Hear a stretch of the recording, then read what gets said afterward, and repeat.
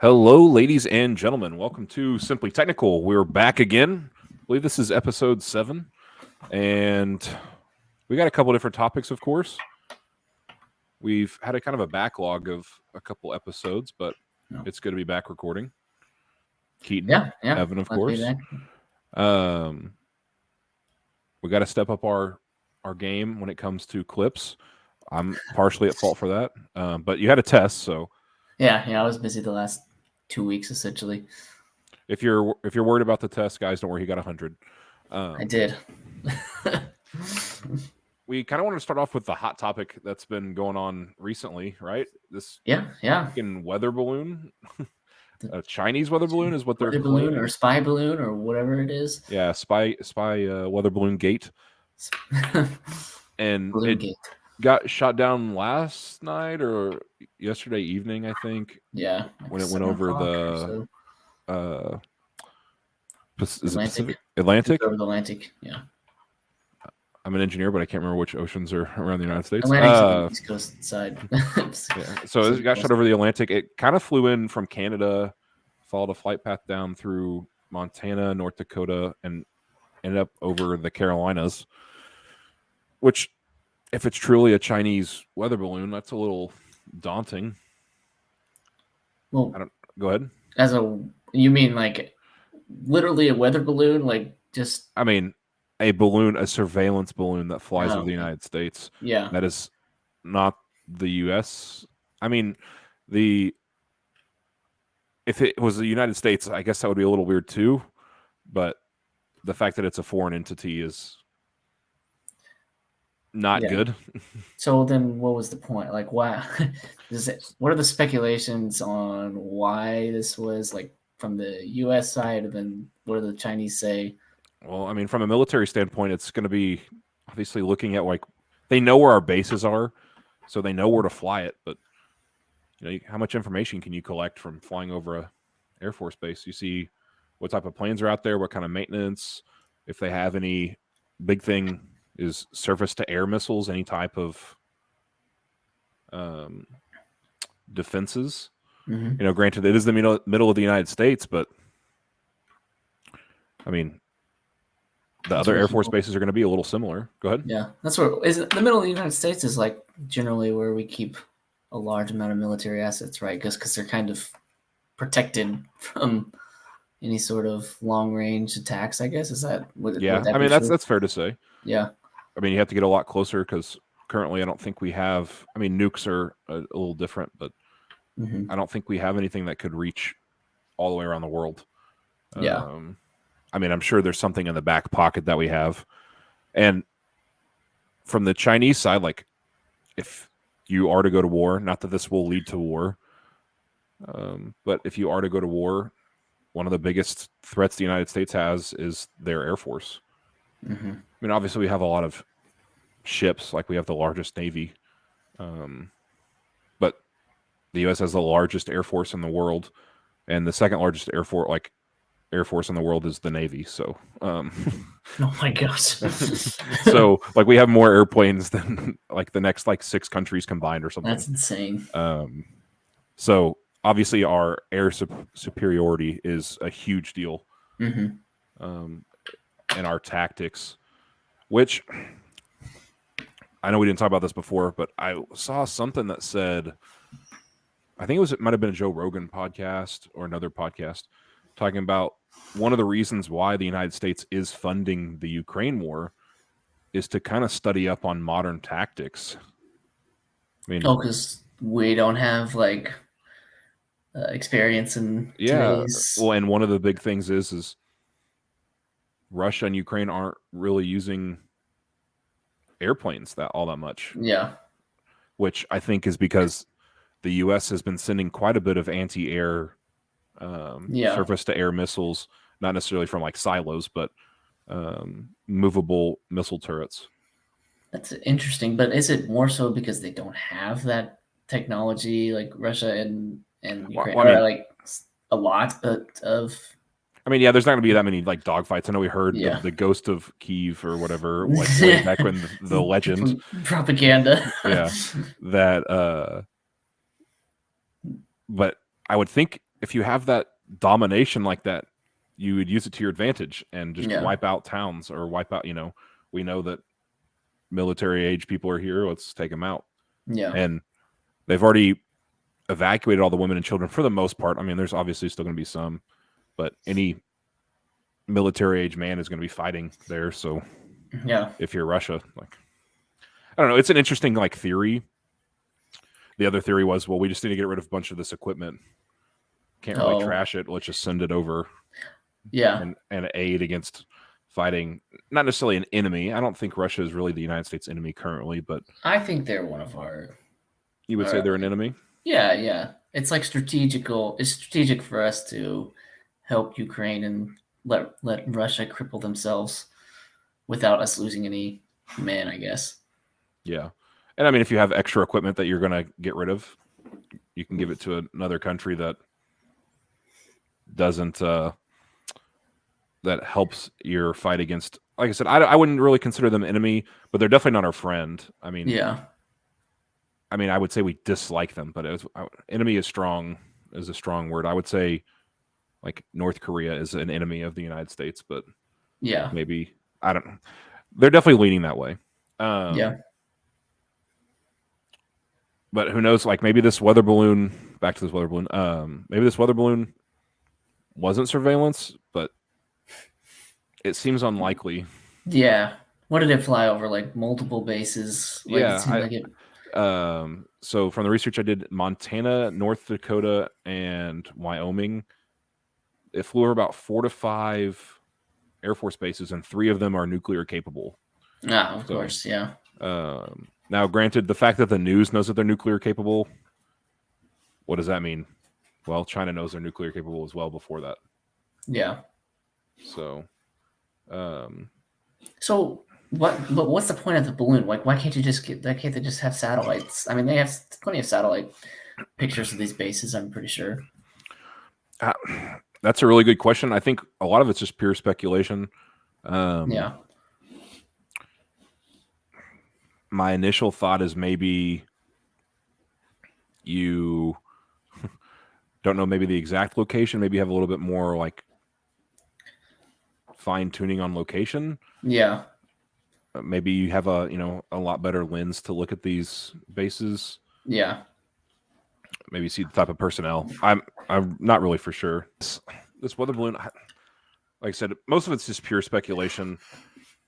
The Pentagon put out in the media that, we've been tracking this since early January.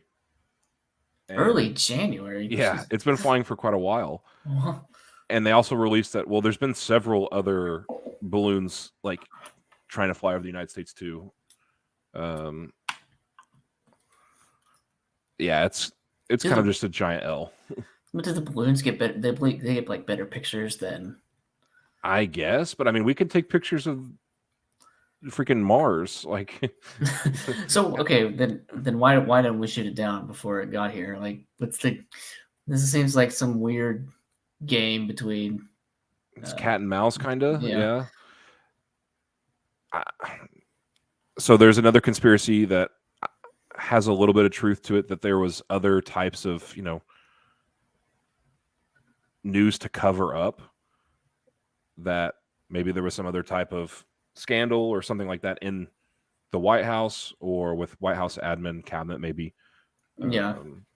And they needed something covered up. So, hey, let's talk about how the threat of war with China is a big deal. Let's let their weather balloon, or even launch our own weather balloon. If this is super deep conspiracy of like launching our own weather balloon and blaming it on somebody else. Yeah. That's a thing. I know that I saw that one of the cabinet members, I think it was Secretary of State.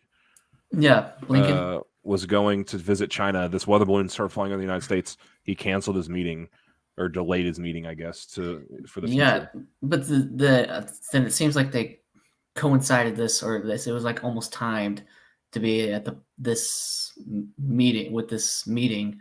And from what I mean, like I said, I don't know a whole lot about this situation, but from what I saw, this isn't a meeting that happens very often. Like Xi and the Secretary of State meeting is not something that like is super common, I guess, between the U.S. and China.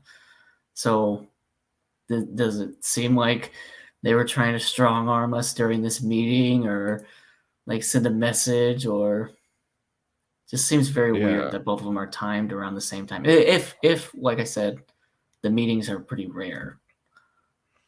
But at the same time, like, why would you cancel this? I mean, I don't know, strong arm them back. I can, yeah. The main thing that I think of is that it's the United States using it, like ploying it to use to cancel it rather than the Chinese trying to cancel it. Yeah.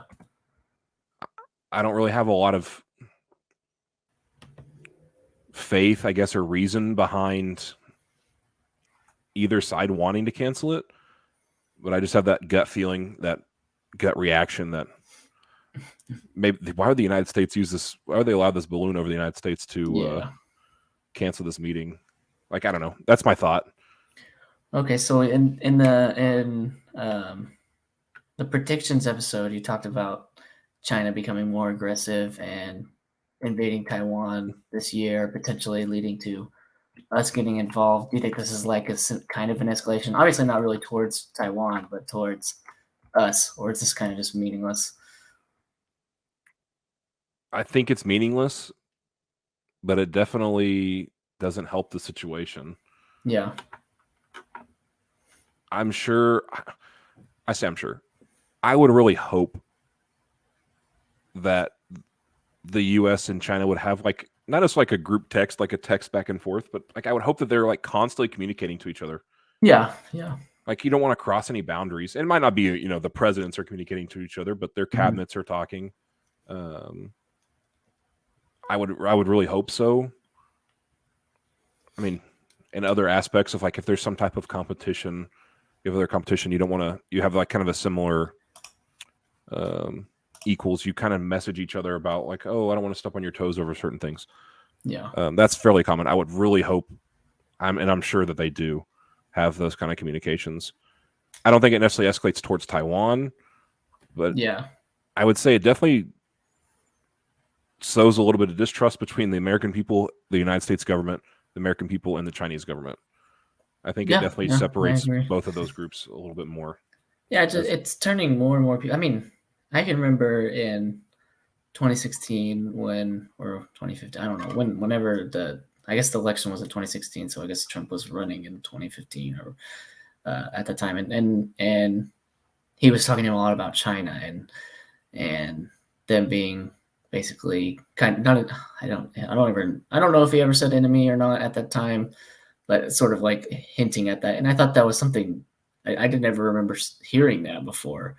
And so it just seems like the divide since around that time has grown and grown and grown to now this is like the peak where everyone's kind of aware. Oh, China doesn't seem to. I mean, don't really know what the heck this thing was, but it seems very suspicious and just kind of a random aggression to me. Yeah. I was watching a podcast with somebody, I think it was a Joe Rogan podcast. I see quite a bit of clips on whether it's TikTok or YouTube Shorts and one of the guests he had on was talking about the Chinese government and how it's very difficult. It would be very difficult for them to go to war in general.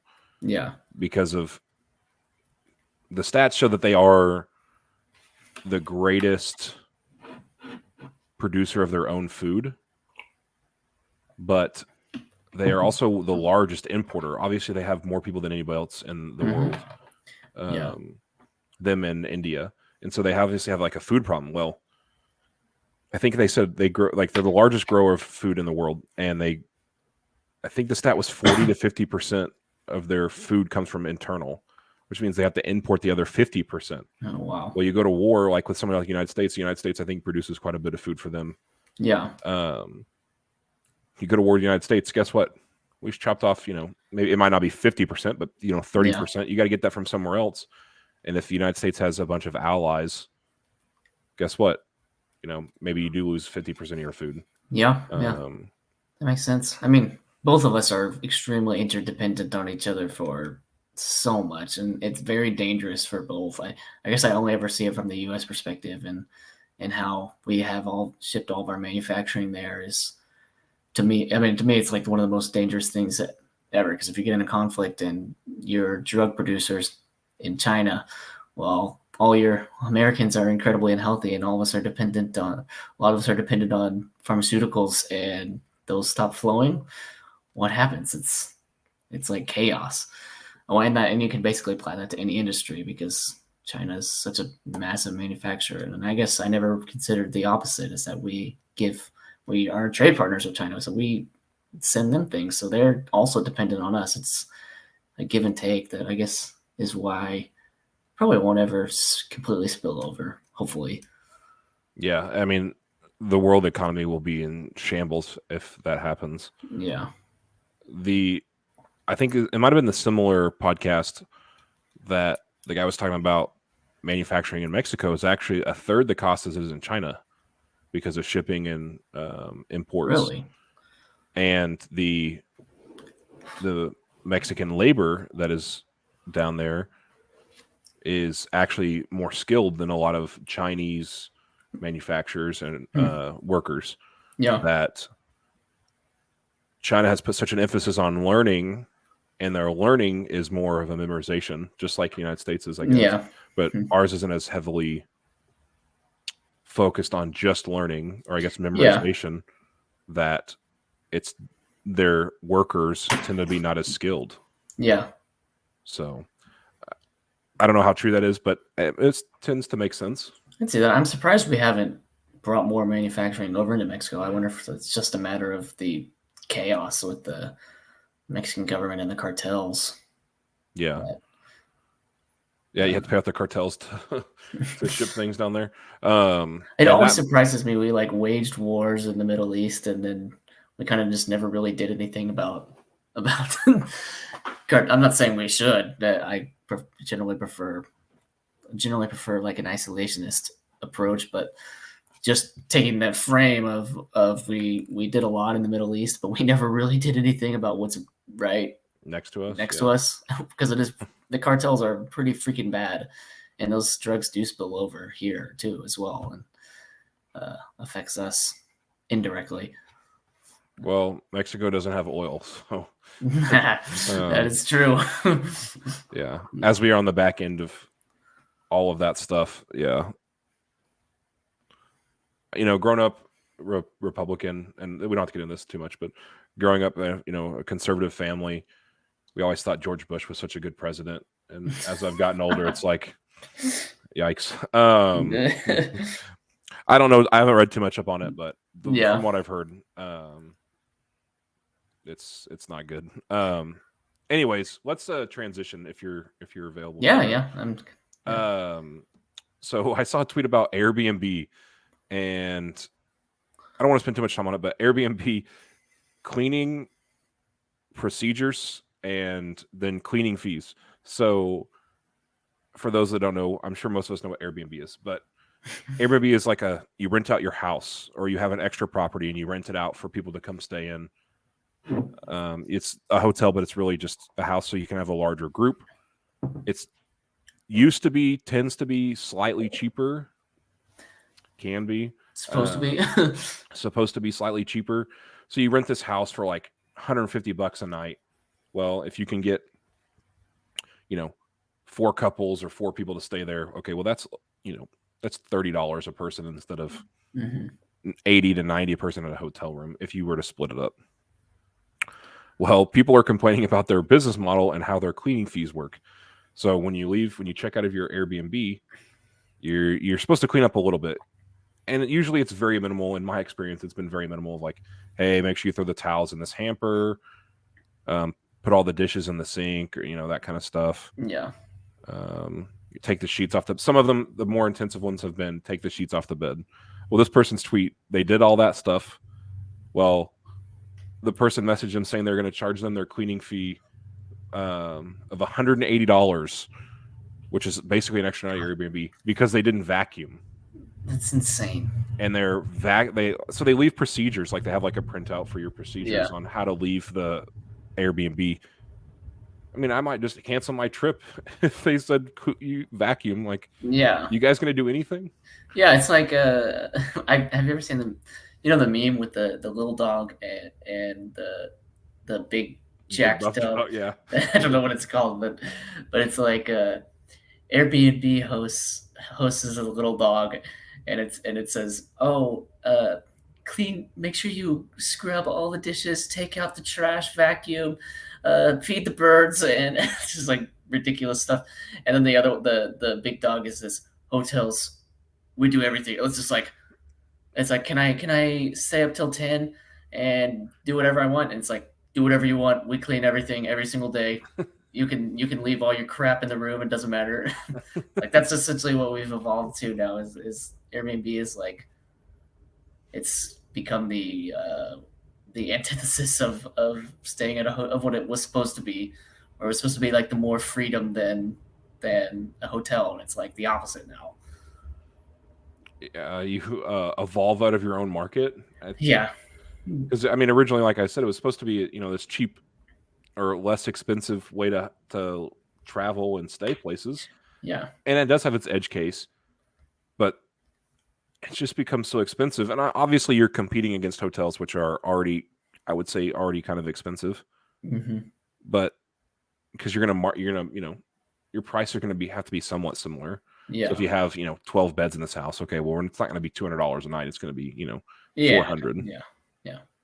So I see that, but But it's just like cable. It's just like cable. Like we make these nice new business models where it's cool to have Netflix and who needs cable anymore?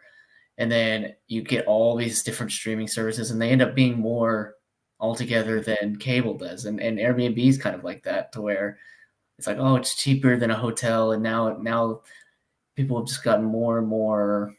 Uh, the companies and the hosts have gotten more and more extreme towards it more expensive than going to a hotel. It's just like Uber. Like I one time I was in Florida and I looked at the Uber prices to go like 15 minutes, and it was $120, and I was like, all right, I'll get a cab, and paid 40. It was like the entire business model was to take down the taxis, and turns out the taxis were the more robust business after all. yeah, the well, I mean, what Uber Eats and that kind of stuff too is probably going to go that way. I mean, obviously, it's already expensive. Yeah. People are going to be like, oh, well, guess what? Now I'm going to go get my own food because I'm already paying ridiculous for eggs. So Yeah. now, now I can afford to do that. And maybe because Uber Eats does like shopping and stuff now. Well, the pickup line at Walmart doesn't cost any extra, right? So, Yeah, no. and I mean, this is good competition. It forces business models to evolve and to Yes, grow. yes. And Yeah, I definitely don't think it should all be gone. Like it's just ironic that it's turned out this way for so many of these new tech companies. yeah, well, we had a podcast 2 years ago with Chance talked about Amazon and Mhm. how Amazon's not done yet. Amazon's gonna, they're gonna start selling. The thing that I remember the most was Amazon's gonna sell like sheets of plywood, and it's gonna run Lowe's out of business. It's gonna be like, okay, well, you don't realize how much, looking back hindsight, that's gonna be super expensive to ship a sheet of plywood somewhere. Yeah. I mean, I'm Yeah. sure it's on there somewhere, but like Price is just probably these, ridiculous. yeah, they end up working themselves out. Like it Mhm. all smooths out to where, okay, well, maybe the old way wasn't so bad. Yeah.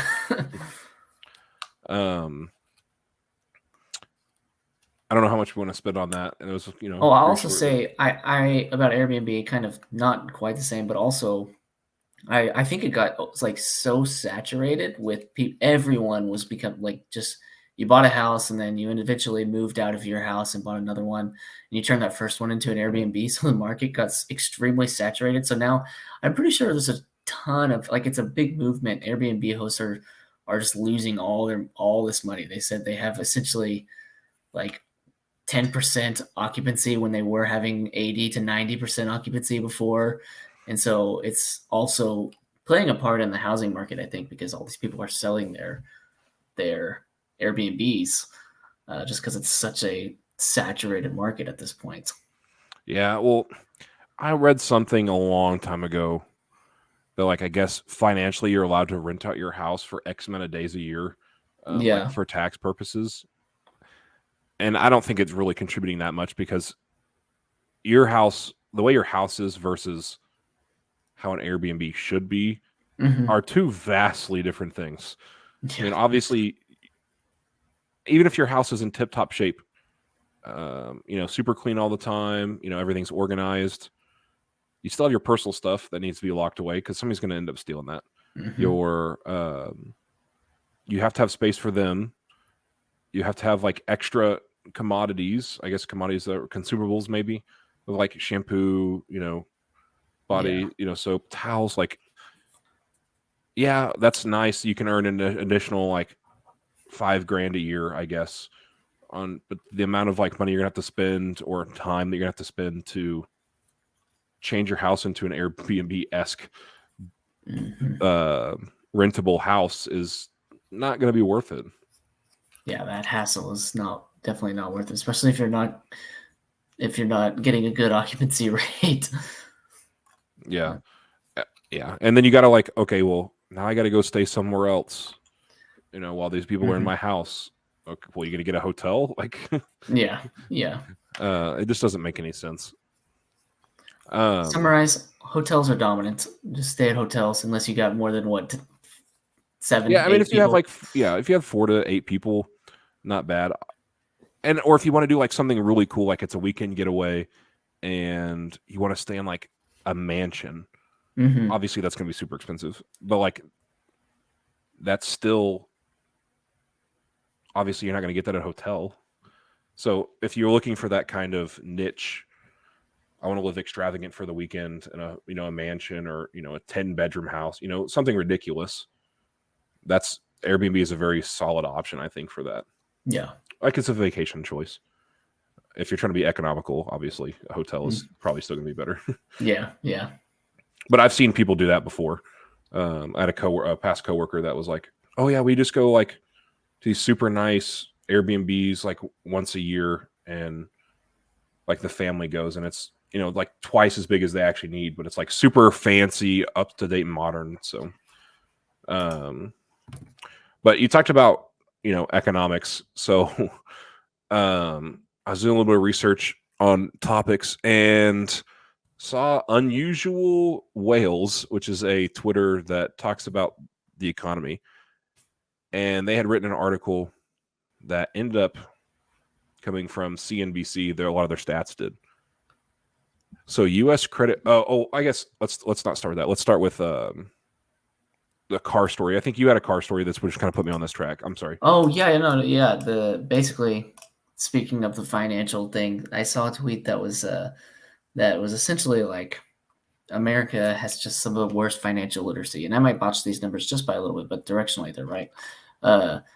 Essentially, this person is a car salesman and saw someone come in wanting to buy a car, income of about $40,000 a year, wanting to buy a $63,000 truck. Terrible credit, was going to get a interest rate of around 20% a year, thus making the car worth like the cost to buy the car about $100,000. And they were able to get that. They just needed a cosigner, and they were good to go. And so it was pending approval. Like someone, a $40,000 income buying essentially $100,000 car, and I just can't even believe something like that is allowed, or the fact that someone doesn't even think much about that is insane. And then it's kind of what we're going to talk about is like how bad the debt culture is in the U.S. and how bad financial literacy is in the U.S. I'm definitely not like some finance guru, but I think it doesn't take a lot of it takes a little bit of time and effort to learn at least the basics. But when you get the basics down, you're about 90 to 95% there. And I feel like I'm in the basics camp where I'm good enough. The stat about like I'm gonna look it up. If you have like $1,000 in your savings account, you're better than like 40% of Americans or something like that. That's insane. Let me look up.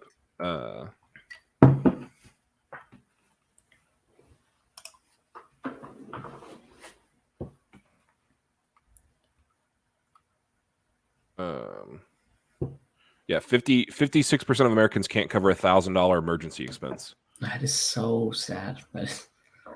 So, yeah, another survey from 2016, 70% of Americans have less than $1,000 in savings. So 6 years ago, I can imagine that is getting worse. Yes.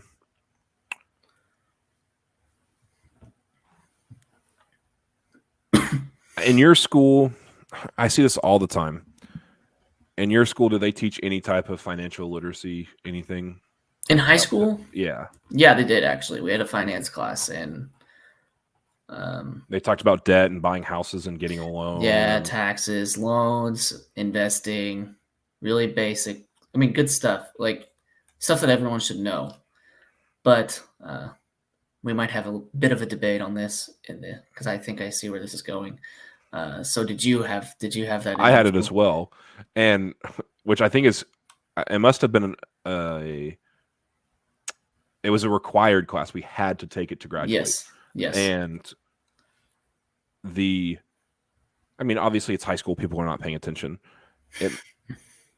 It must be required by Oklahoma, maybe? It is, yeah. I'm pretty sure.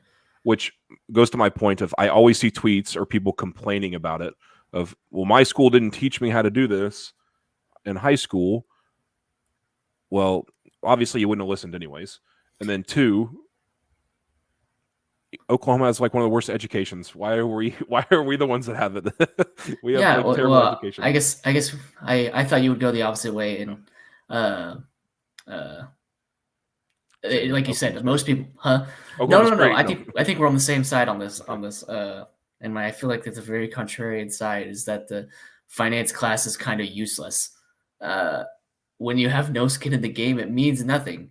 What the heck does this stuff mean to you when I don't actually have any money to do it with? And so the only way to learn about finances is to deal with finances in real life. Or, I mean, truthfully, it's an entire life learning thing where, if a good parent should be teaching their children about being like a good steward of their money, and a class is not going to fix this systemic problem, because I don't think I remember a single thing from that class.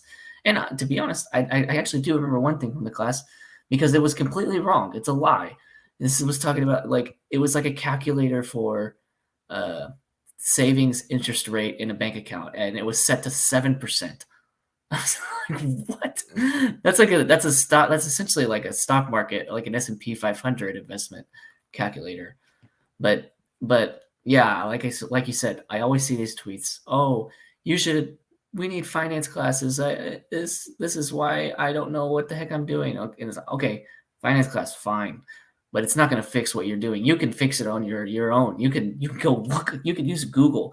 You got the money in front of you. You don't know what to do with it. Use the internet, the ultimate source of information of all knowledge in the world, and it's very simple. I would say that, and there's paid classes. Like I took a paid class for Dave Ramsey.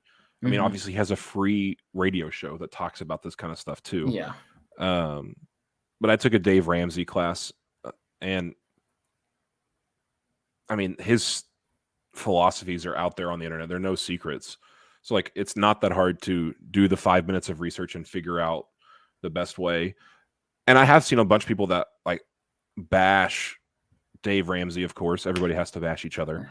They bash Dave Ramsey, but I don't think they understand what he's about. I mean, obviously they know the essence. But I'm saying Dave Ramsey is really good for people that can't save, that are addicted to using their credit cards, that have zero financial literacy. Obviously, if you're good with money, you don't need to listen to Dave Ramsey. A lot of his things are, you can make more money in the stock market or other things Mm-hmm. that are better for you. But if you can't save $1,000 and you get $1,000 in your bank account for an emergency, you should be listening to Dave Ramsey because he's going to help you. Yeah. Here's the real problem in the U.S. and it's not financial literacy. Finance is to me is about 90% discipline. Can you freaking control yourself to not spend more than you make? And a lot of times we can't because we're so easily manipulated, I guess, or manipulatable, and we get in over our head on monthly costs that add up, and then we're fragile to losing a job. Like you're stuck. Okay, say most people, it's called keeping up with the Joneses. Is when you get a raise every year. Let's just make it extreme and say each year you get a 25% raise, and that you'd be very lucky for that to ever happen. But let's just say that, and then because of that, you keep raising your living costs, and you assume the next year, okay, well, I'm going to get another 25% raise. I can get this. I can afford this. And then it doesn't come, or you lose your job, or you hate your job, but you're so stuck in your position because you have, let's say you have $6,000 of monthly cost, like a really high monthly cost, and you have $6,500 of income. So you're pocketing $500. You're doing okay, but you hate your job and you really want to go be like a teacher and make a difference in the world. Well, you're stuck. You're not going to make $80,000 as a teacher, and especially in Oklahoma, and you can't leave. And that's the problem, is because we just keep upgrading our lifestyles and we keep adding costs. And I think that's why I think 90% of finance is discipline. And that's where Dave Ramsey, so I will say I kind of hate Dave Ramsey, but not for the popular reasons.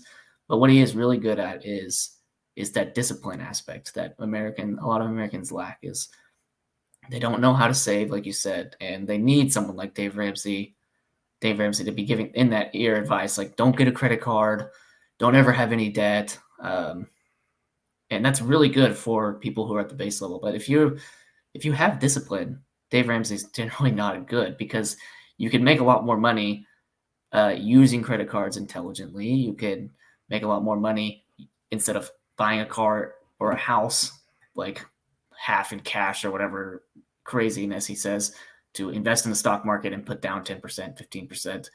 It's his strategy is not going to make you wealthy, but it will keep you safe. It will keep you from overextending yourself. And I think that's mostly what the majority of Americans need, is just like some discipline, with finance. And it's really hard because it's really fun to buy nice things and have nice trinkets, but gosh, it's way worse whenever you see yourself getting stuck in a job that you hate for years down the line, and not possibly being able to leave because you're never going to make the same amount of income switching out of it as you do in that position. So that's my preachy finance rant. Well, you say the cost is too high to be disciplined now, is what people say, but they don't know the cost of how much regret is. Mm-hmm. If you knew the cost of regret, you would have the discipline to overcome, whatever it is, whether it's debt, going to the gym, switching jobs, taking that leap of faith. So yeah, that's what I was saying, kind of, that Dave Ramsey is not for the people that know how to save. Yeah. If you already have your emergency fund, set up and that kind of stuff, then Dave Ramsey's probably not for you. Mm-hmm. But he's definitely for those people that have the $40,000 a year, get a $60,000 truck that they're going to end up paying $100,000 on and turn upside down in. I did see another stat on cars specifically, that the average car payment right now is like over $700. I think it's like $730. $700. Holy Yes. crap! Yeah. That's, yeah. I can't afford rent. Okay, well, sell your $7,000 or $700 monthly car payment to somebody else and drive a 20 or 2001 Honda Civic. And one thing that Dave is very preachy on is if you can't buy it now, if you can't afford it now, what makes you think you can afford it next week? Like, but yeah, I can't imagine paying $700 for. That's Yeah. like absurd. I can't even wrap my head around that. It's like, And so I read another stat on cars that 30% of car loans are overdue. So not only are they $730 a month, but they're also 30% of them are overdue. Meaning repossessions might be coming here soon for cars. Yeah. So is the car market going to collapse then? Well, I was also reading from the same guy that said that about the repos. The thing is, car dealership guy on Twitter. I think you've seen him before. Oh yeah, we talked about this on the last episode. Yeah, we talked a little bit about him. He's saying that car market is going up currently, which the more I read about him, like the more tweets I see, the more I don't know if I trust him 100%. I say 100%. I don't trust him 100%. The less I'm starting to trust, because one day it'll be, oh, the car market's going to crash, and the next day it's actually the car market's going up. Congratulations. It's like, I don't think it can be so flip-floppy. I mean, it probably can, but like, what are the odds that every other day it's flopping? It's swapping back and forth. Like, it's that game where if you make enough predictions, you're probably wrong on 95% of them, but no one remembers the ones you're wrong on. They only remember the ones you're right. And so that's why you make a lot of tweets and you say a lot of things because you could go back and say, oh, this is right, which is that's not a good thing to do, but I feel like that's probably what this guy's approach is. Yeah. So I don't know. As a guy that's looking for a car, we'll probably be looking for a car for the next 20 years. Yeah. I've been reading it. I found a couple cars. Don't worry, guys. Dad, if you're watching, don't worry. I found a couple cars. We're working on it. But you gotta buy something you can afford, and so, because Dave Ramsey and my dad would both not be proud of me if I took a car loan. Yeah. But as long as it's not $700, I'll be okay. So what I was reading, 220. That's insane. Yeah. Well, how many of these people are going to their banks? Maybe they don't even have bank accounts. But if you're going to get a car loan, go to a bank. Go to a credit union. Even if you're not a member of that credit union or bank, go there and get a quote for a loan. I think I got a loan for like $350 for like $20,000. Like, I don't know. I don't remember the term limit, but like that's half the price of $730. Like, yeah. But also it's not a $50,000 car. So, let's transition a little bit into still stay on debt. I have some other stats that I wanted to read to you. So credit card users, there was an additional new accounts that were opened in the fourth quarter of last year of 202 million, which is insane. That's basically every person in the United States got another adult person in the United States got a credit card. There's 209 million adults 18 and over in the United States, and basically all of them got another credit card in the fourth quarter of last year, which is absolutely ridiculous. And CNBC also reported that the average balance on credit cards went up over that same period by $5,805. So in the fourth quarter of 2022, the average balance of debt for credit cards specifically went up almost $6,000, which raises the U.S. credit card debt to an all-new record of $930.6 billion, which, let's read some stats on that. So the average adult American has 2.5 credit cards, or almost 2.5, just under. So, I think we're all drinking the Kool-Aid a little bit too much. If you're not, this is going to sound preachy again. I know we just kind of ranted a little bit, but the rewards and benefits you get from credit cards, as soon as you hit any type of credit, they immediately go out the window. Like, if you have to pay any type of interest on a credit card, your benefits are worth nothing. Mm-hmm. I don't know if anybody said that before. I'm sure they have, but yeah, I've never seen it. the It's whole always reason for the rewards. But those rewards are really nice. I mean, they're really useful. And why would they possibly why would they possibly give such nice rewards for a credit card, such as airline miles? I mean, that's kind of what I use. I actually we open up credit cards pretty often to basically fly free or almost free for most of our flights. But why would a credit card company do that? Is because they're so nice, Keaton. yeah, the goodness of their heart. It's because people will open them trying to get the rewards and then completely lose their minds with spending, and the interest rates are gonna well pay for those airline miles, especially the ones that I'm using, because I don't pay a dime of interest on my credit cards. It's paid off every single week.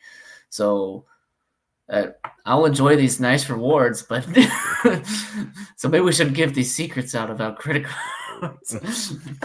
Well, I mean, we did a podcast not too long, 2 years ago, over like taking advantage of these miles and stuff. Mm-hmm. And the Discover 5%, or cash back, the 1%, or the frequent flyer miles, or not frequent flyer, the free air travel miles.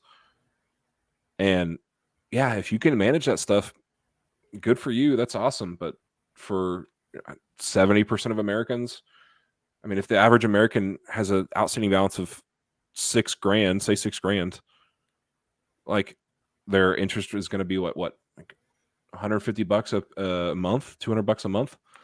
Yeah. Like, and you're paying the minimum, so you're never going to pay that off. Like, yep, they make their money back on those miles, and yep, probably even more. Yeah, but I mean, even if you have these miles, how are you going to afford to go if you have a $6,000 outstanding credit card balance? Like, you're not even going to get to go on a trip. Yeah, as somebody that only has one credit card, I can't imagine having 3 or 4. And people probably call me stupid, like, oh, your credit score goes up if you have more credit cards. I don't really care what my credit score is. Like, I have a credit card, so I don't really need to worry about it. I have a house. If I buy a car in cash, like, guess what? My credit score doesn't matter. Yeah, credit scores are small boy stuff. Yeah. But I don't know. I've been kind of ranting a little bit. Do you have any other thoughts on this kind of stuff? No, I think I basically exactly agree. Like, I don't really care much about the credit score. It's easy to have a good credit score, and it's really easy to have a bad credit score if you aren't disciplined. It doesn't, and I mean, I think that's all it comes down to. Finance is discipline, and you can learn everything else. It's like a cherry on top, and I think that's it for me on credit cards. Yeah.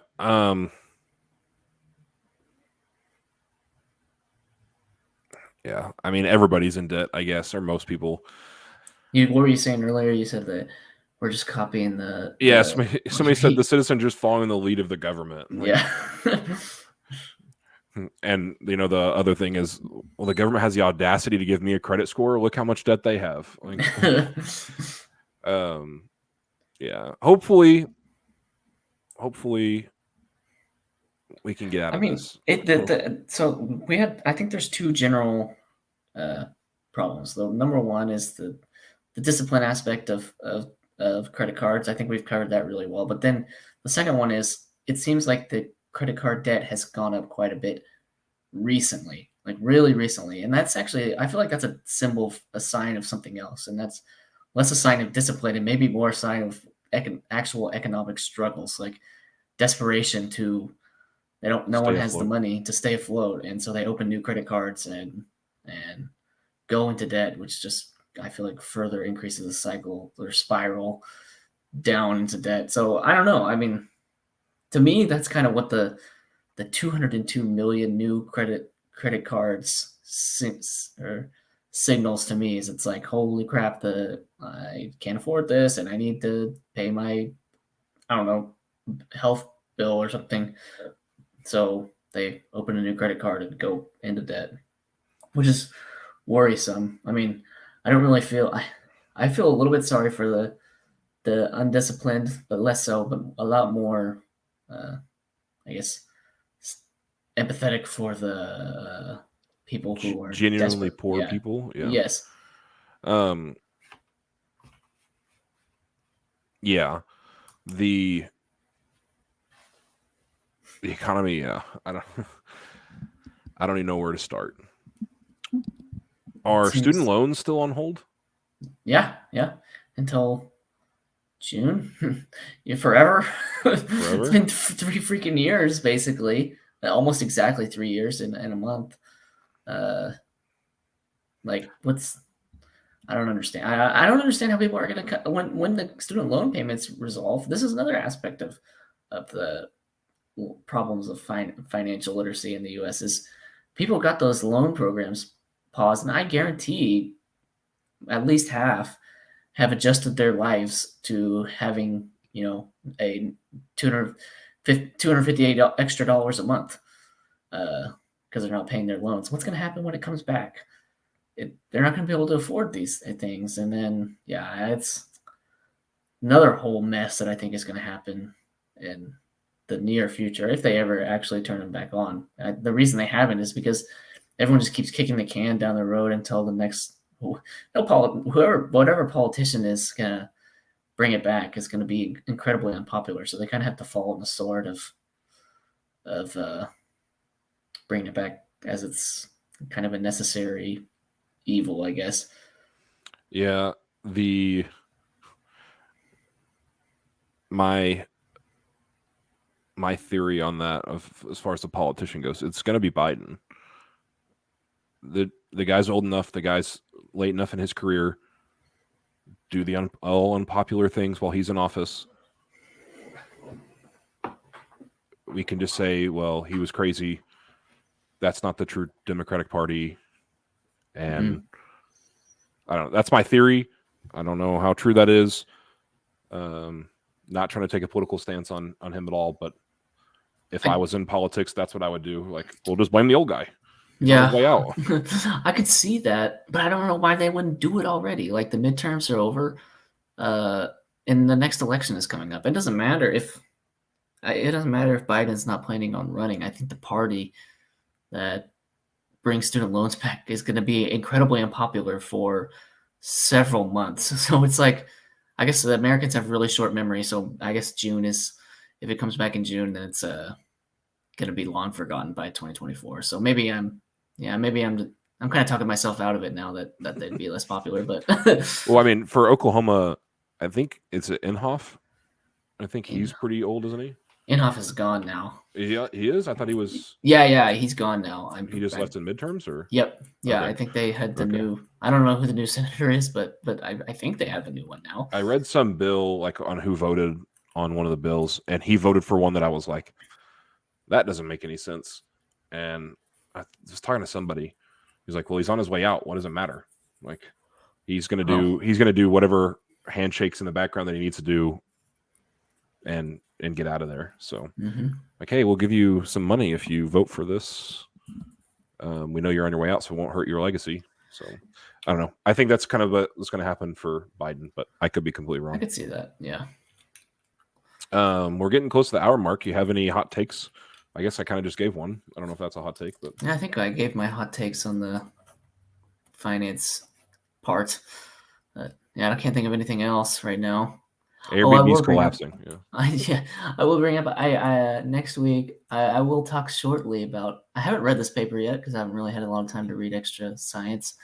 But I will this week, and it seems to be an interesting study on potential solid treatment for Alzheimer's, and it actually has to do with NAD, which is what I work on, at least in part. It's like a cocktail of different drugs / supplements. So that'll be next week, at least for I can probably summarize it within 5 minutes.